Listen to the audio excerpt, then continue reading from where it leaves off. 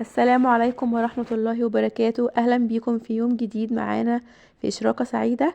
هنعمل برجر لحم في البيت عشان كل اللي جربه في البيت دايما طعمه أحلى بكتير من بتاع برا، وكمان أوفر بكتير. وهنشوفه ازاي هنعمل برجر بأبسط من المكونات المتوفرة في البيت.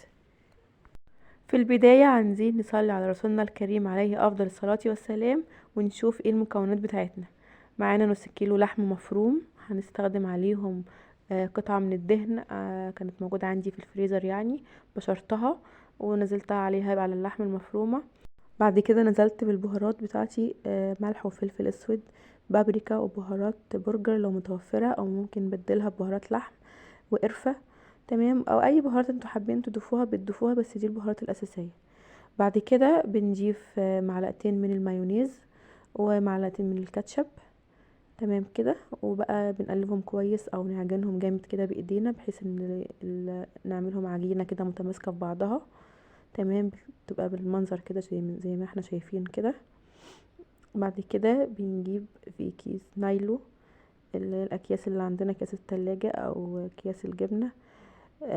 بنجيبها كده. طبعا انا ما عنديش مكبس بتاع برجر، فطبعا لازم نتصرف في اي غطا عندك. اللي ما عندوش مكبس برجر، بنجيب غطا برطمان كده، وبنجيب قطعة لحم كده، بنبططها فيه كده.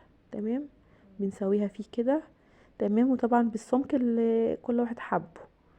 تمام، بنسويها فيه كده كويس. تمام، ما ننساش نعمل لايك، واللي اول مرة يشوف الفيديو ينزل يشترك في القناة وينضم لعيلتنا. طبعا بعد كده شايفين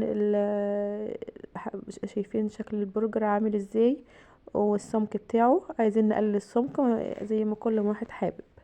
طبعا بعد ما عملت البرجر كده ركنته على جنب، وعملت كده خليط من المايونيز والكاتشب.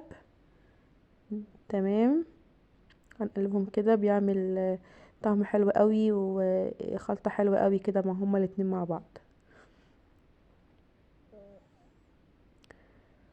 تمام، عملته وركنته على جنب برضو. جبت بصلتين مقطعين جوليان. تمام، ونزلت بيهم في طاسة سخنة على النار، وشوحتهم شوية كده على النار.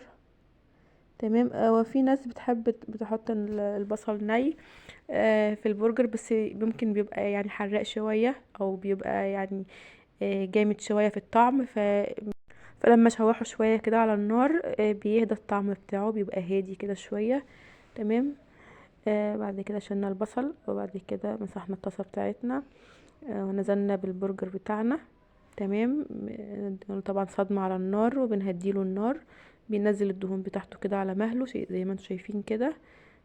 بسيبه كده، وبعد كده لما اقلبه يعني ياخد على وش 4 دقايق، بقلبه على الوش التاني. بعد كده بضيف الجبنة الشيدر على الوش كده، يعني تسيح شوية عليه.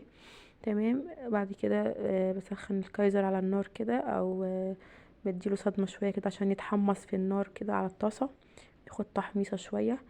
بدهنه بقى كده بالخلطة بتاعتنا كده. انا جهزت كل المكونات بتاعتي. تمام،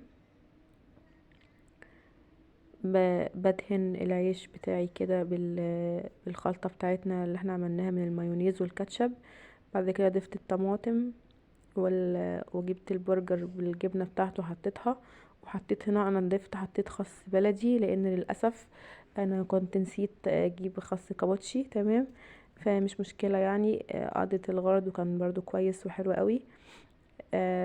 اكتشفت يعني ان مش موجود خس وانا بعمله، فاتصرفت وكان موجود خس بلدي فعملت بيه. المهم عملت برضو واحدة كده بالطريقة دي برضو الباقي. التانية ما عملتهاش ببصل، هنا ضفت البصل هنا على طول كده، على حسب اللي بيحب البصل او ما بيحبهوش. طبعا الحاجات اللي بتنضاف على حسب كل واحد ما بيحب. بنضيف كده طماطمايه، لو شريحة الطماطم كبيرة عندك تحطيها زي ما هي، لو صغيرة ممكن تضيفي كام كده شريحة كده قصاد بعض كده، بحيث ان تبقى باينة كده من الجناب. وبنضيف البرجر بتاعنا والخلطة بتاعتنا برضه بنضيف شوية عليها من فوق، وبنضيف الخس. مية مية. ايه رأيكم في ساندوتش برجر جامد قوي واوفر بكتير من اللي بيتعمل برا، بكتير جدا يعني، مش هزار، وطعمه احلى بكتير جدا. يا رب الفيديو يكون عجبكم. مع الف سلامة.